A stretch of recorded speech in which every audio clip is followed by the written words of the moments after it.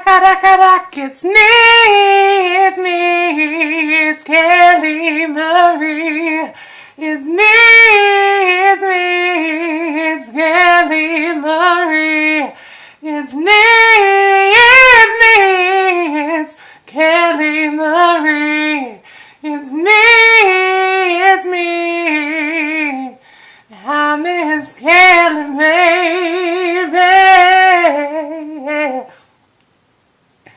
Good morning, and welcome to day 79. Isn't it 79? I feel like it's day 79. I don't feel like it's day 80. If it's posted as day 80, then it's day 80. But to me, it feels like day 79 one day.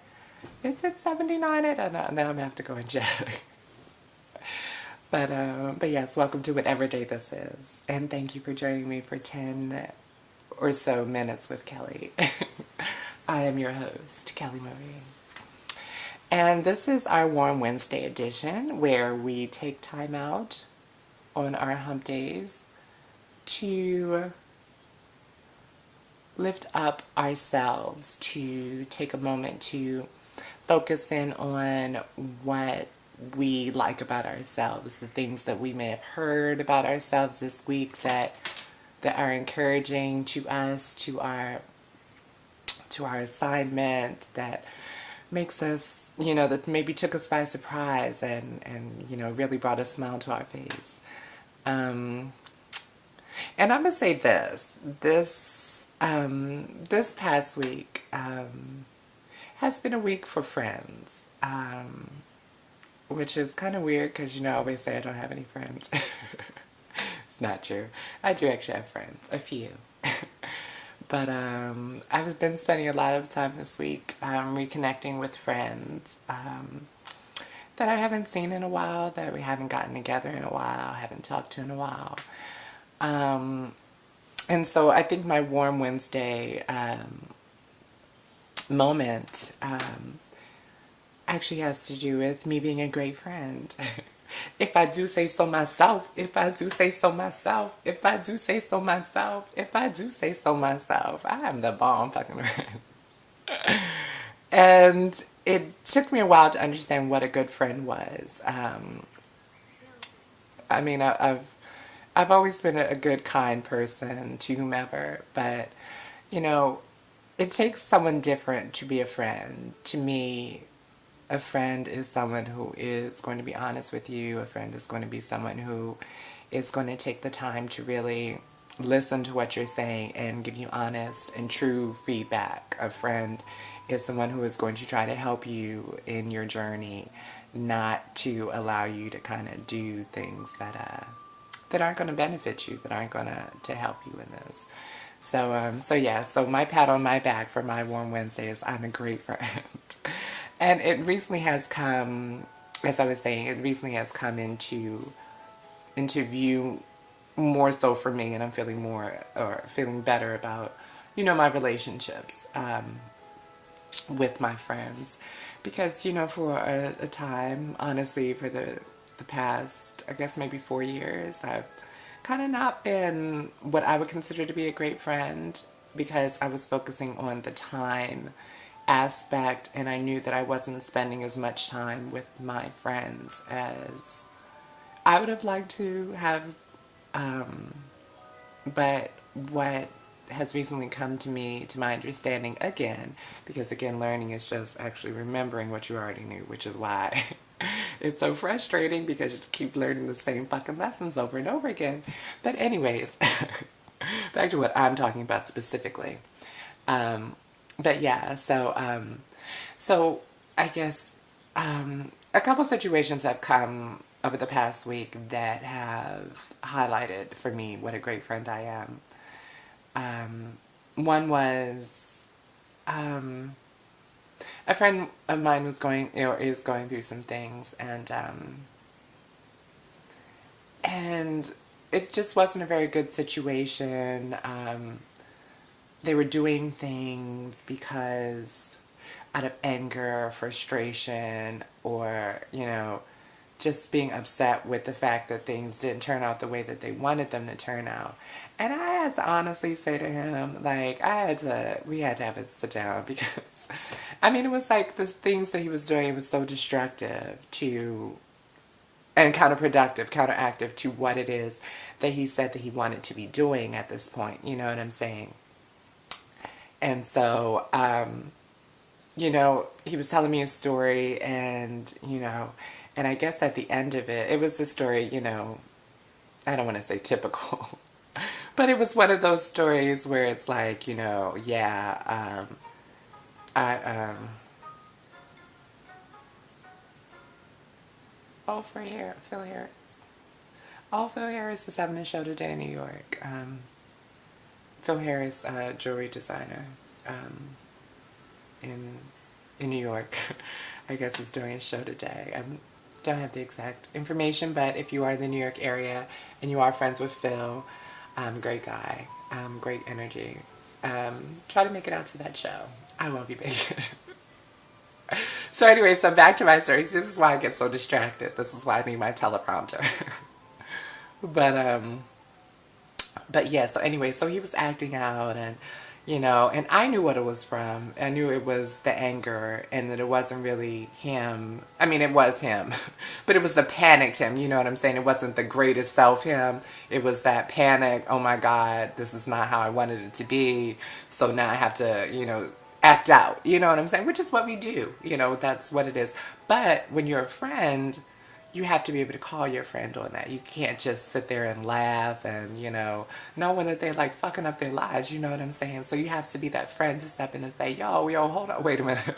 This ain't right. This is not right. This is not what you wanted to do. This is not going to lead you to be where you want to be, where you need to be. So, as a friend, that's exactly and precisely what I said. It was like, you lashing out and you know what I'm saying, and he's spiritual. He's not in church every Sunday, but you don't have to be, of course.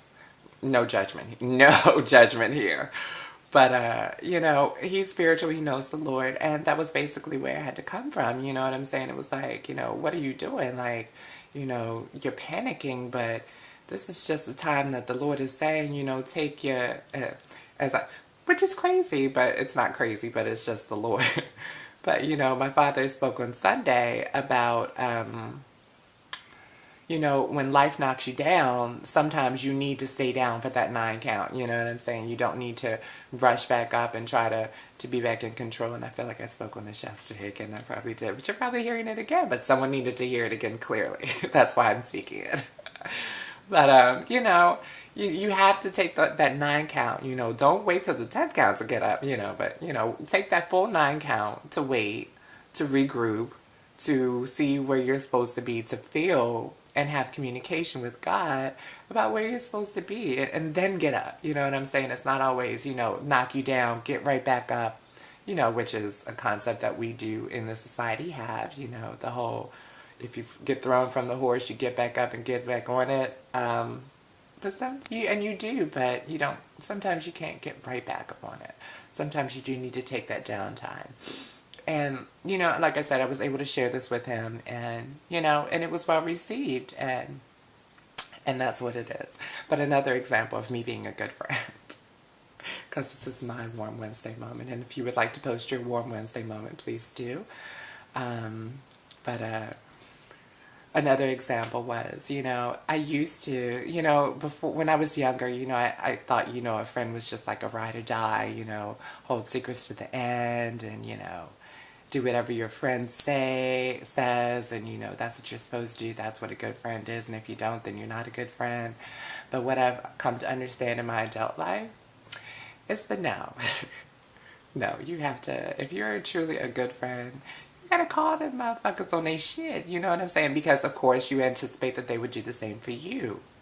I would. At least I would. Please, you know what I'm saying? That's what I'm looking for. Like, please say, Kelly, that's a little crazy. Fuck is you doing? Is this, what God would have you to do? And I would be very much so well received.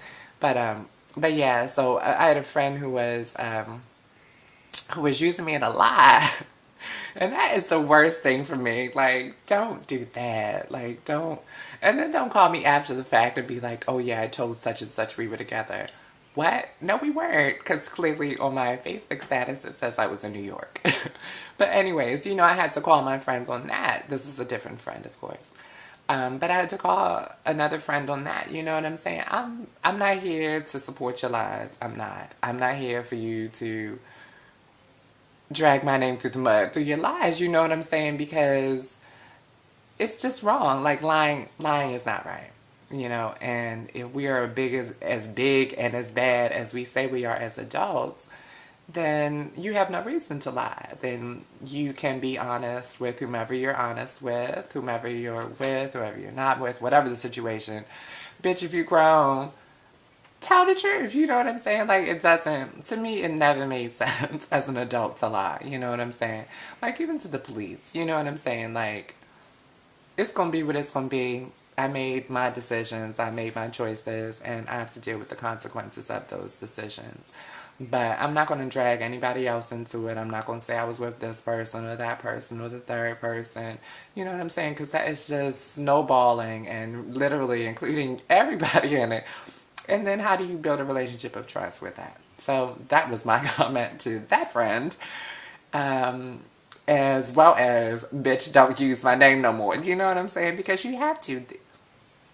I'm not here to be your friend to be a scapegoat. I'm not here to be your friend to be your reliable excuse. I'm here to be your friend so that we can both grow from each other, so that we can become better people. We can encourage each other to be better people. And that is the bottom line for me. Because I do. I expect those fucking expectations.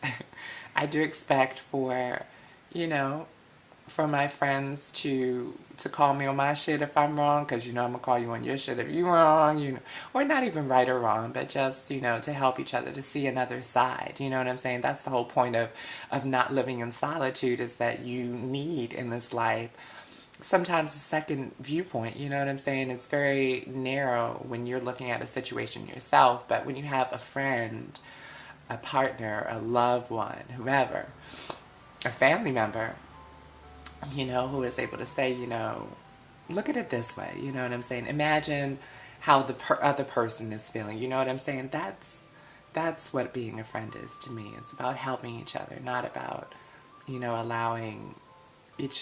allowing each other to bring each other down.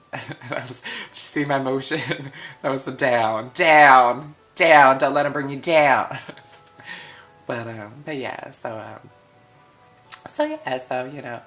just for me, I'm a good friend. Pat on my back. But yeah, you are my friend.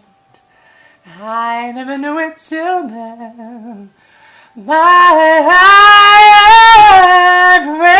friend. You hold my hand. I don't know if those are the words. When you're not around, I don't know. Feels good knowing you care. Ooh, my friend. That wasn't it. But that's enough for today. You guys know where I was going with that one.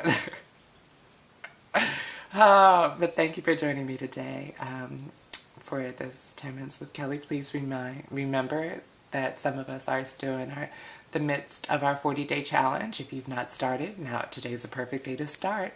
What we're doing is we're taking 40 days to change the way that we think about ourselves and our situations. No more thinking, this is too hard. No more thinking, this is too much. No more thinking, I can't do this. To change what we say about ourselves and our situations. No more telling people, that we're lazy, or that, no speaking ill about yourselves. No negativity as well. Release that negativity.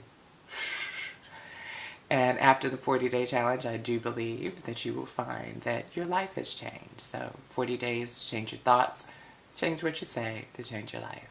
So thank you guys again for joining me today. I look forward to seeing you tomorrow. But enjoy your Hump Wednesday. Hug yourself, love yourself. Remember, love yourself first, love yourself most, love yourself always. Pray for me as I pray for you.